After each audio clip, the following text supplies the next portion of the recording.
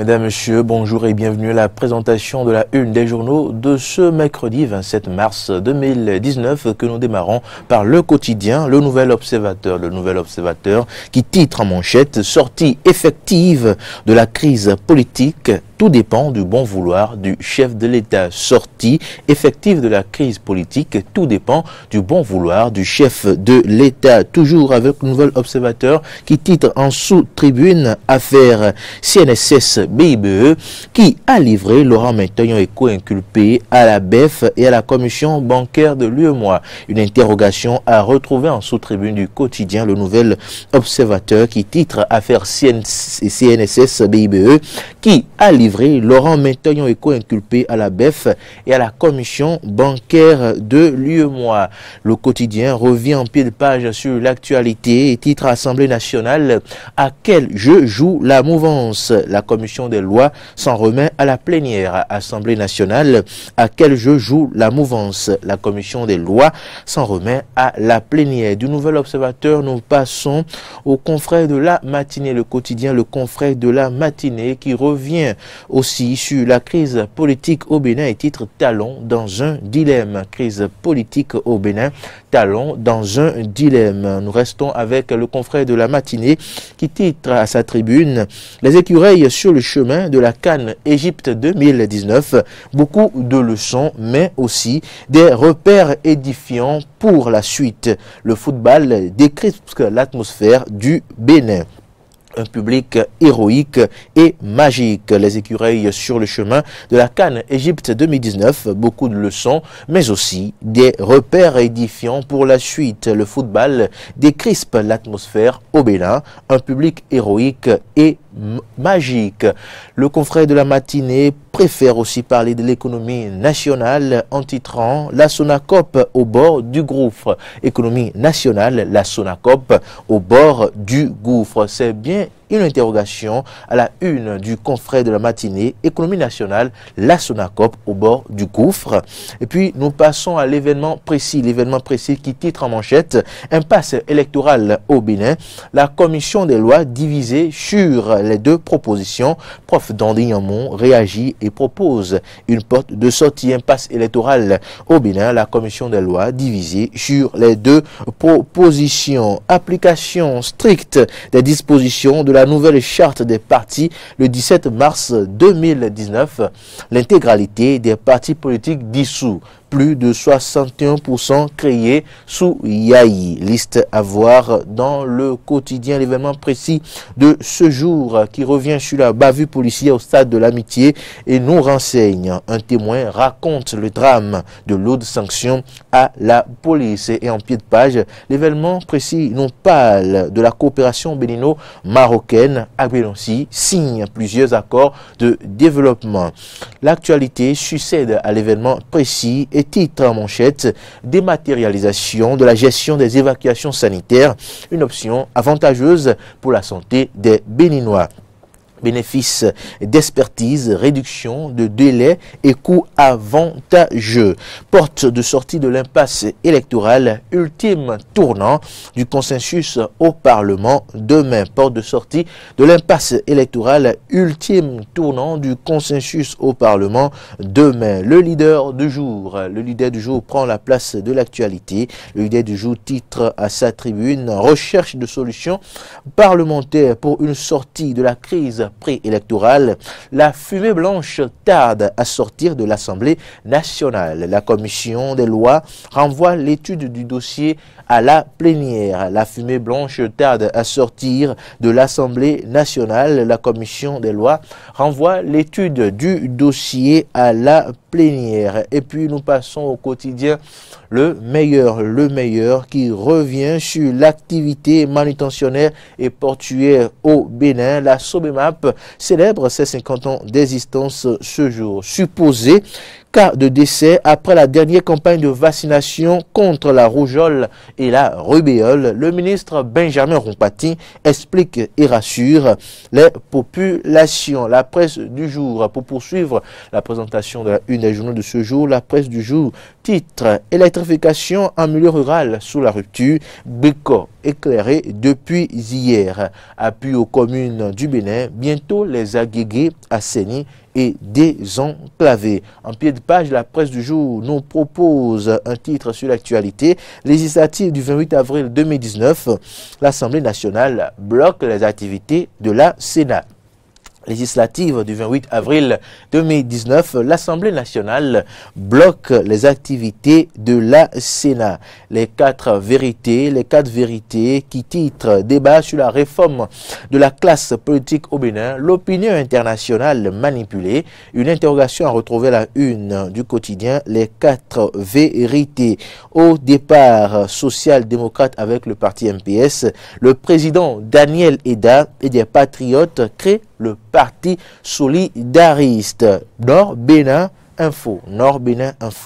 Kalamoulaye, le phénomène du septentrion, une valeur sûre de la musique béninoise. La dépêche pour mettre un thème à cette une des journaux de ce mercredi 27 mars. La dépêche titre en manchette: le chef de l'État, l'opposition et la mouvance face à l'impasse électorale.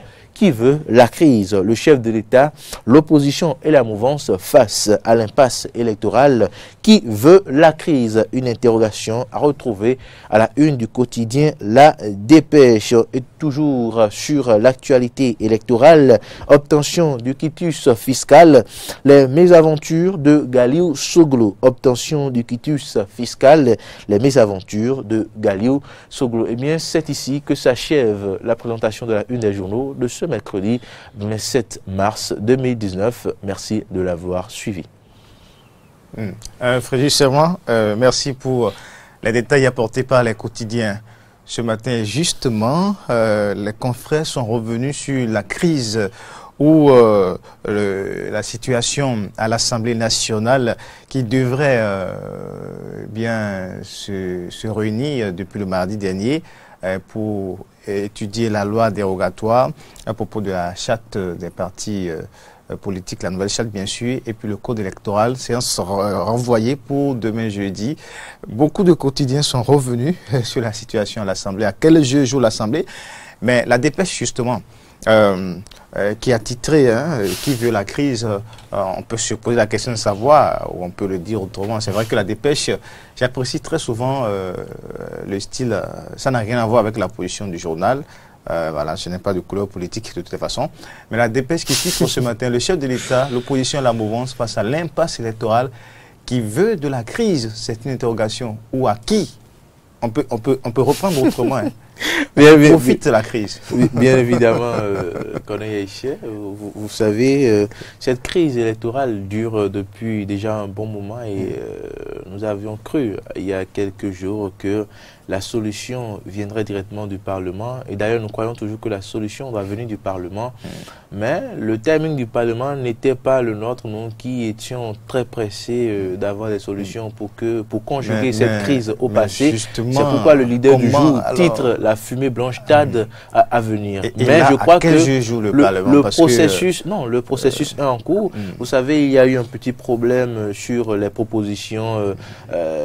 La mouvance BMP a accusé le président Ngwedji entre-temps de n'avoir pas soumis à la commission des lois le test retenu, sinon les modifications, la loi dérogative retenue par la commission paritaire et que ce soit un autre test qui soit mis sur la table. Donc, il y a cela qui a été réglé entre-temps, on a géré cette crise et puis le dossier a été affecté à la commission des lois qui n'a pas terminé son travail. Mais la commission lundi, qui avait prévu quand même et qui a terminé son travail, qui a rendu son rapport.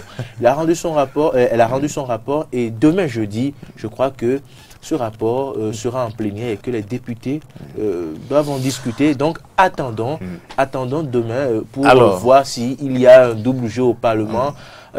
Quoi qu'il en soit, sur votre question sur à qui profite la crise, Je crois que c'est une erreur de croire que la crise profiterait à quelqu'un. Non, il faut répondre à la dépêche d'abord. Oui, oui, non. Je ne fais que je ne sais. Je ne sais. Qui veut de la crise? Je ne sais pas. Je ne sais pas de qui veut la crise. On pourrait à tort ou à raison dire que cette crise profiterait aux deux blocs républicains et progressistes si on ne trouvait pas de solution et que les élections devaient se tenir seulement avec ces deux partis parce que c'est du pain béni pour eux. Ce sera, comme le dirait l'autre, un match amical entre ces deux partis-là. Donc ceux-là qui se voyaient déjà sur un boulevard, c'est un peu comme ce que disait un boulevard confortable. Avec déjà, il y a quelques semaines. Donc ceux-là qui se voyaient déjà sur un boulevard confortable, quand on demande maintenant d'apporter les solutions pour remettre tous les autres partis dans le jeu, souffrir qu'ils ne soient pas trop heureux de cela. Alors, mais aujourd'hui quand même, c'est vrai qu'entre-temps, il y a certains observateurs qui pensent que ces deux blocs de la mouvance présidentielle auraient pu bénéficier de traitements de faveur et tout. Je crois qu'on a le chef de l'État a renvoyé... débat. Non, attendez la question d'abord. Le chef de l'État a renvoyé là-bas dans le camp des députés. Mais bizarrement, on a vu quand même l'Assemblée en procédure d'urgence sur certains dossiers. Mais quand on sait que nous sommes pratiquement à un mois des élections aujourd'hui, ça fait le 27 mars, les élections étant prévues pour le 28 mars, il y a 28 avril plutôt, il y a des députés qui continuent de l'affirmer. Il faut tenir les élections dans les temps raisonnables, dans les délais prévus. Alors, le chef de l'État, depuis quand même début de mois de mars, a renvoyé là-bas dans le camp des députés, mais à l'Assemblée nationale, qu'est-ce qu'on constate?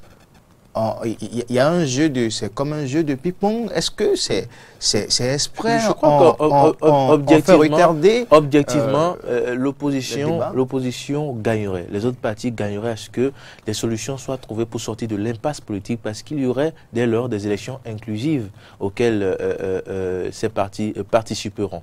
Donc je ne crois pas. Nous ne pouvons pas dire aujourd'hui que l'impact électoral profiterait à l'opposition, que l'opposition soit pour cette tentative de blocage du processus de recherche de solutions qui est en cours au Parlement. Donc, comme je le disais tantôt, ce blocage, parce que il y a des opposants qui dénoncent ce que le processus à la Sénat n'est pas arrêté.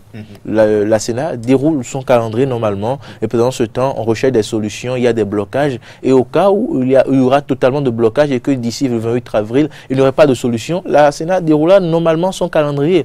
Et donc, si les députés de la mouvance sont dans l'objectif là d'émettre des blocages, ils prévoient de bloquer le vote jeudi et de reporter encore la plénière la semaine prochaine, de semaine en semaine, nous retrouver au 28 avril, pensant que puisque la Sénat déroule son calendrier, ils pourraient aller aux élections avec leurs deux partis. Je crois que c'est la seule chose qu'on peut soupçonner pour ces blocages-là. Et ce serait regrettable parce que nous le savons tous qu'il n'y aura pas d'élection au Bénin sans l'opposition. Nous savons qu'il n'y aura pas d'élection qui exclut des partis politiques. Nous savons qu'il y aura des élections inclusives. Donc, tous ces blocages que l'on observe, c'est du temps perdu inutilement. Parce que, quoi qu'il en soit, même si c'est à la veille du 27 avril, il faudra tout refaire, reconvoquer le corps électoral pour que les élections soient inclusives. Donc, si c'est à cela que ces députés pensent vouloir bloquer le jeu et laisser la Sénat dérouler son calendrier et en ce moment dire ah là, il faut respecter les délais conditionnels, il faut aller aux élections avec les deux partis, on verra quoi faire après. Je crois qu'ils se trompent lourdement. Parce que si la Sénat déroule son calendrier, qu'il n'y a pas de solution jusqu'à la veille du 28 avril, je crois qu'en toute responsabilité, le chef de l'État l'a compris, le Bénin a cette maturité. La démocratie du Bénin ne tolère plus ces politiques aériennes-là. Vous savez, nous sommes une grande démocratie, un modèle en Afrique et dans le monde. Et donc, nous continuons de l'être encore.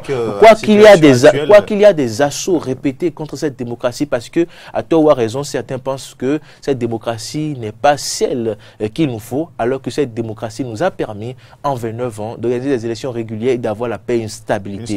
Donc, je crois que ceux-là qui pensent créer un nouveau monde, un nouveau système comme ça, avec l'exclusion, avec la pensée unique, ils se trompent lourdement. Parce que vous aurez constaté que le chef de l'État suivait un peu cette députée du bloc de la majorité parlementaire, suivait un peu ces conseillers-là qui lui conseillaient peut-être, qui lui disaient peut-être de foncer tête baissée. Mais quand la crise est venue à un niveau donné, avec les émissaires de la CEDEAO, avec les émissaires de l'ONU, avec les missions des ambassades et autres, le chef de l'État a dû constater que la dernière responsabilité lui reviendrait parce qu'il est le seul élu, parce qu'il est celui qui a été élu par les Béninois.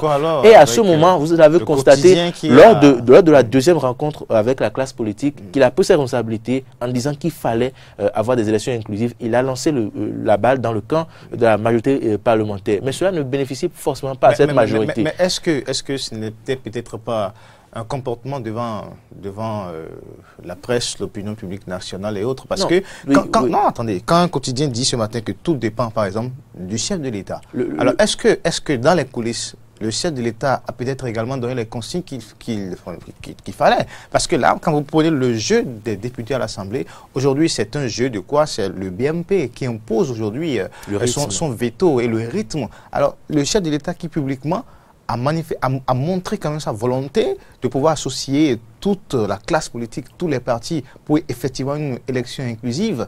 Alors voilà, sur le terrain où il faut dénouer la situation, la classe politique proche du chef de l'État joue à ce jeu.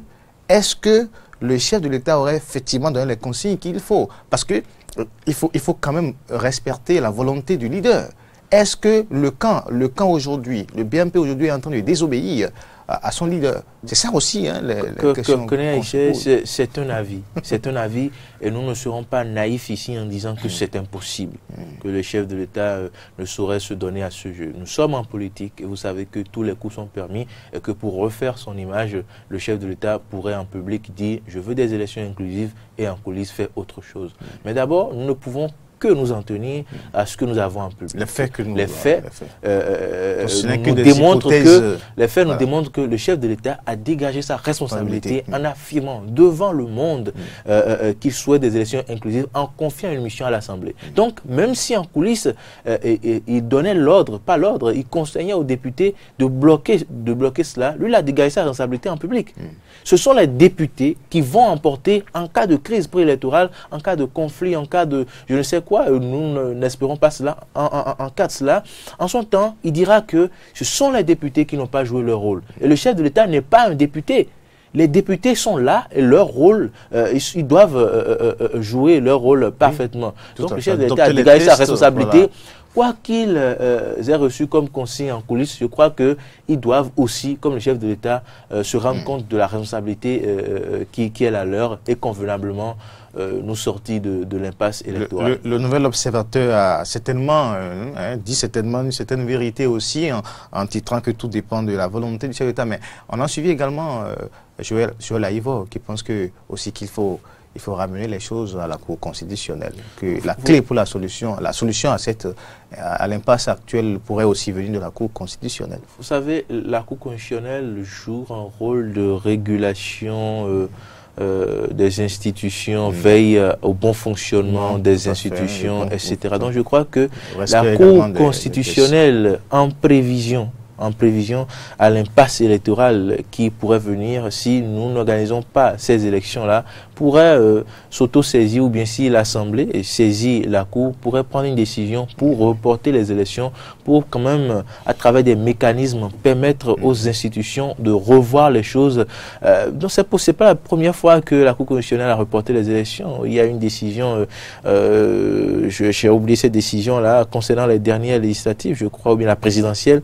La Cour constitutionnelle a déjà, il y a une jurisprudence en la matière, et donc je crois que la Cour constitutionnelle devrait pouvoir jouer aussi sa partition si elle constate que les députés peinent à trouver la solution. Elle pourrait leur donner aux députés, leur donner plus de temps. On a vu la pour pouvoir faire les choses. Quand il était question de faire le COSLEPI pour l'actualisation, quand les choses traînent à l'Assemblée, on a vu quand même la Cour de Théodore Lo a quand même fait des injonctions et a demandé à l'Assemblée nationale de tenir dans certaines règles, dans certains délais. Je crois que la solution du professeur Joël Aïvo est la plus simple. est la plus simple qui pourrait nous sortir de l'impasse. Parce que vous savez, le Béninois a développé une attitude de respect envers les décisions de la Cour, même si cette décision-là ne l'agrée pas forcément.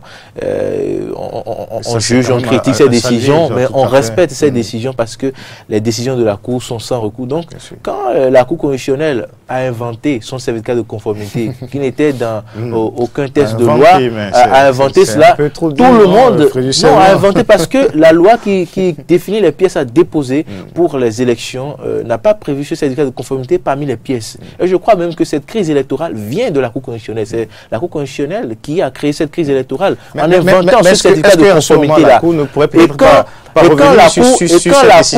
Et quand la Cour constitutionnelle a créé son certificat de conformité, tout le monde a obéi à cette décision. Même les opposants qui n'étaient pas d'accord sont allés déposer un dossier pour obtenir ce certificat de conformité. Donc, si la Cour ne veut pas revenir sur sa décision et montrer qu'elle fait machine arrière, elle n'a qu'à simplement, comme préconise le professeur, il va prendre une décision pour réguler les choses, pour soit reporter les élections et demander à l'Assemblée de revoir tel texte pour sortir de l'impasse. Quand la Cour va décider, va en décider ainsi, va prendre cette décision, tout le monde sera obligé, c'est la plus haute juridiction, tout le monde sera obligé de se conformer à cette décision. Je ne trouve pas en quoi c'est compliqué. Les intellectuels, les juristes sont là à nous embrouiller. Vous savez, il y a quelques heures, ou bien il y a quelques heures, je vais dire, il y a encore une juriste, une haute qui sort de propositions. J'ai vu que vous n'avez pas fait allusion à cela tout à l'heure.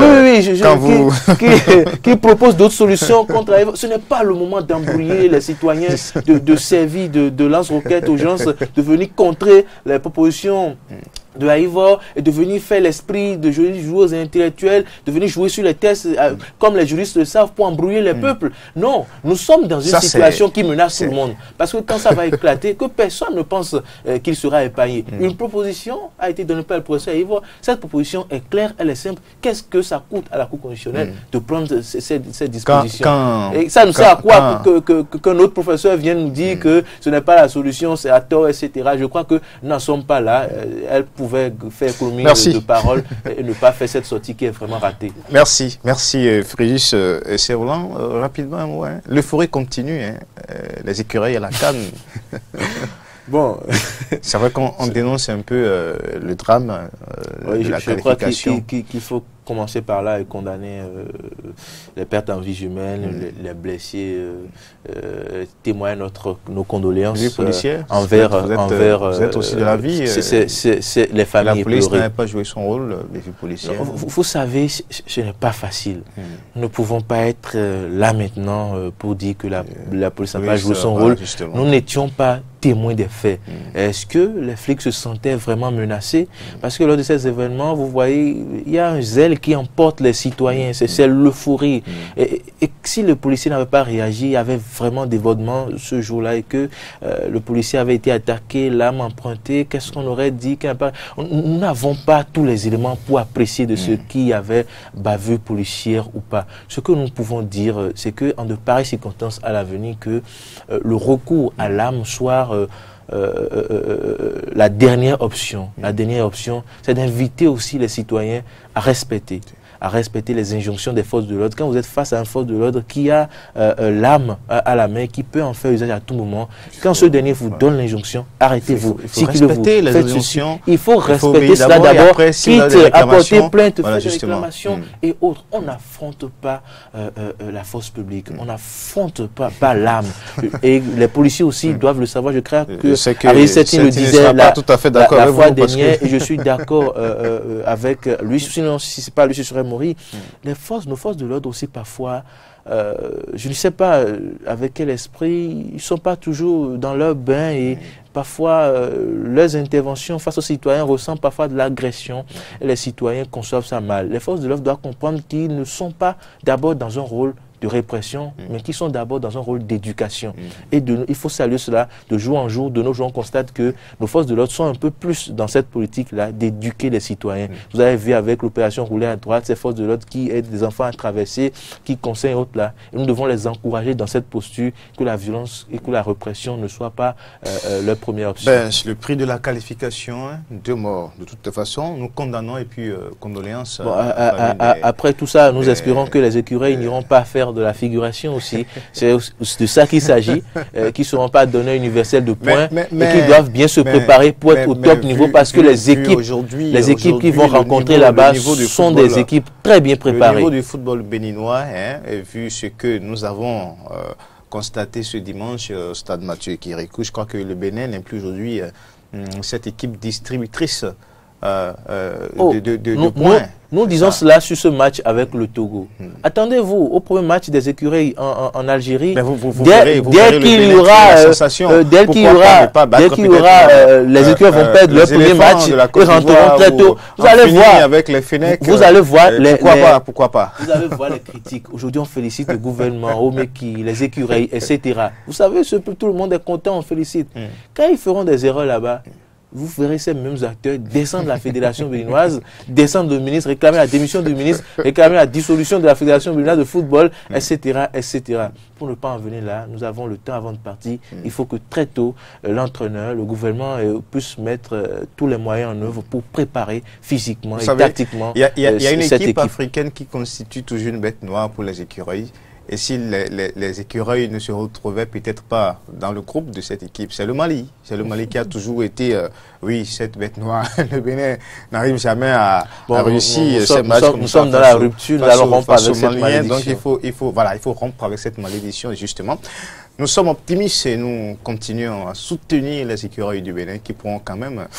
c'est vrai qu'il ne faut pas faire de rêve utopique ici maintenant. On ne rêve pas forcément de la CAN. Je suis d'accord avec tout ce qu'il a dit. Ne me demandez pas de ramener la coupe. Mais quand même, nous allons essayer d'améliorer le parcours de l'équipe nationale à cette grande compétition. Merci à vous, Fréjus Serroulan.